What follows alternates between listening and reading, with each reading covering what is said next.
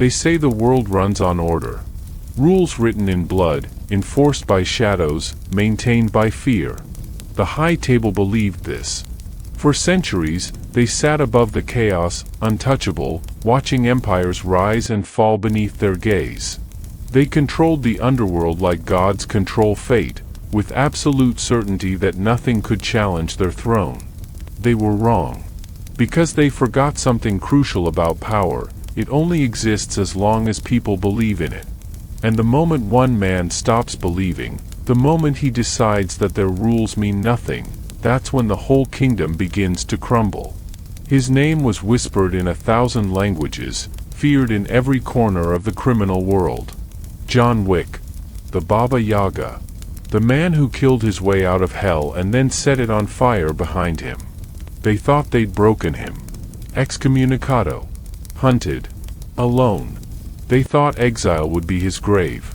But exile became his armor. And from the darkness, he began to plan not just revenge, but revolution.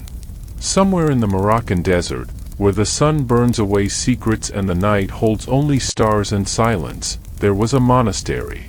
Not the kind you'd find in guidebooks. This one had no name, no history tourists could trace. Just stone walls weathered by centuries, monks who spoke in gestures, and a guest who asked for nothing but sanctuary. John Wick had been there for 6 months.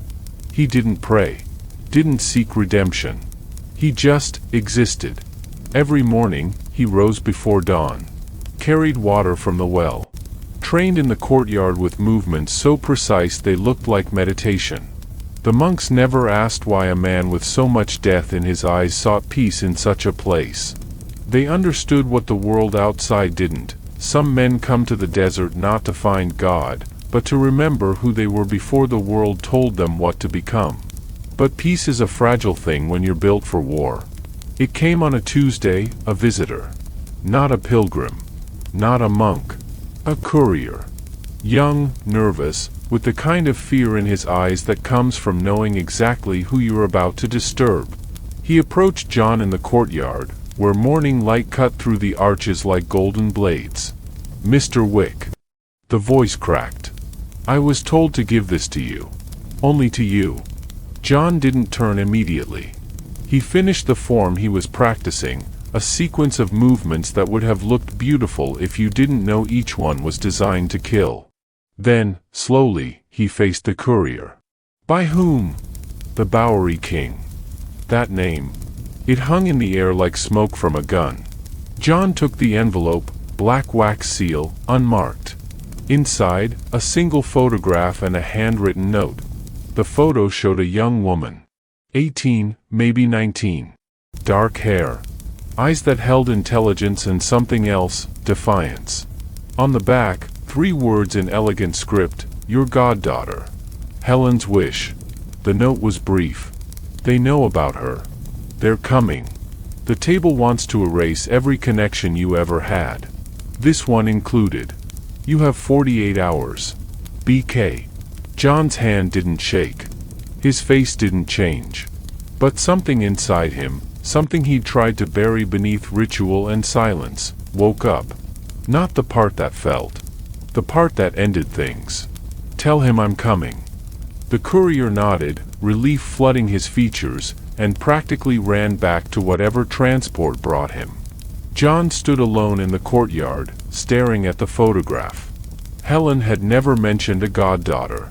But then, she'd had so many secrets, beautiful secrets she'd kept to protect him from exactly this. She should have run.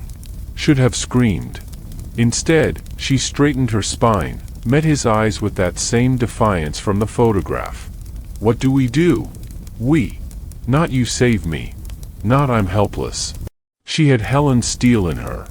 We disappear. And then... John's voice went cold. We make them regret ever knowing your name. The Continental. The Moroccan branch, ironically enough. Sophia still ran it, still owed John for saving her daughter. She welcomed them without questions, gave them a suite that was more fortress than hotel room. That night, while Mira slept, John made calls. Old markers. Ancient favors. The network he'd built over decades of blood and reputation. The Bowery King. Tokyo's Shimazu clan. Paris Underground. Berlin's weapon merchants. Every connection, every debt, every piece of his legend, he called them all in. The high table thinks they can touch what's mine, he told each one. They're wrong. And I'm going to show them what happens when you break the only rule that matters: you don't touch family. The Bowery King's response came through encrypted channels. Been waiting for this day. The world's been theirs too long. Let's remind them it was always ours. Sophia appeared at 3 a.m., 2 Belgian Malinois at her side, whiskey in hand. You're going to war with the entire high table. Yes. Alone? I'm never alone. I have everyone they've ever wronged. Every assassin they've used and discarded. Every marker they've ignored. The table forgot something: they built their empire on people like us. And people like us remember. She poured 2 glasses.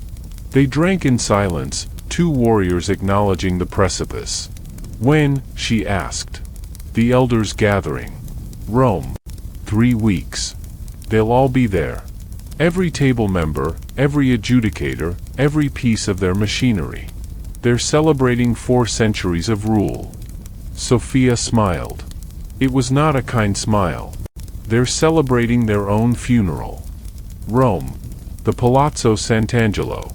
Ancient seat of power where the high table had gathered since the Renaissance. Stone walls that had witnessed the birth of their empire. Tonight, those walls would witness its death.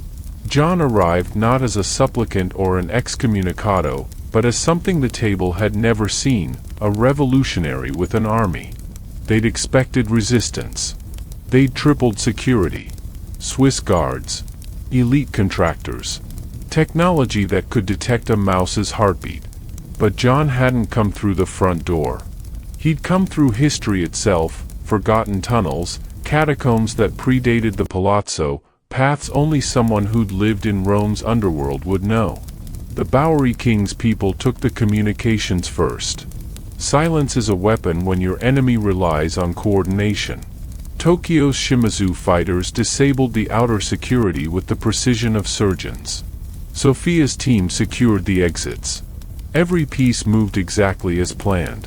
When John walked into the grand hall, where the 12 table members sat in their ceremonial thrones, where the elder presided like a prophet, he wasn't alone.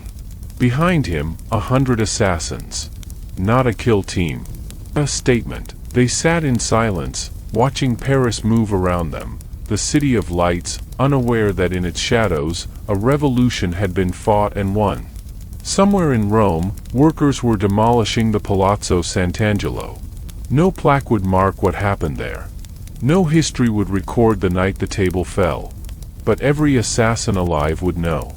Would pass it down in whispers, in legends, in the quiet moments before sleep.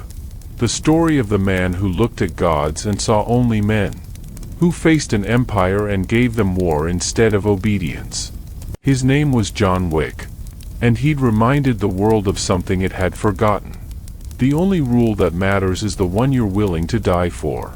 Everything else is just noise.